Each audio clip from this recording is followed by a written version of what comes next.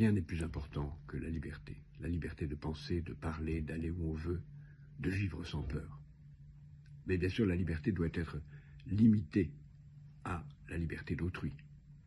Imaginez une société dans laquelle chacun serait totalement libre de faire ce qu'il veut, y compris au bout d'aller jusqu'à rompre les contrats qu'il a signés, puisqu'il serait libre de ne pas les respecter. Toutes les formes de contrat.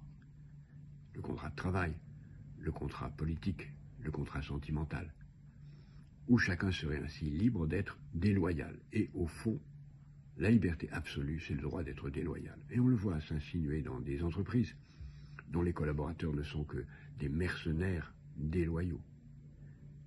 Imaginez une nation dont les habitants ne seraient que des mercenaires déloyaux, où on ne resterait que parce qu'on en a le plus d'avantages et où on en partirait parce qu'on en ressent moins les privilèges, où on n'aurait aucune volonté d'être loyal. C'est comme ça que les civilisations disparaissent. C'est quand elles ne sont plus que des rassemblements de mercenaires déloyaux. C'est comme ça que les entreprises disparaissent. C'est comme ça que les familles se défont.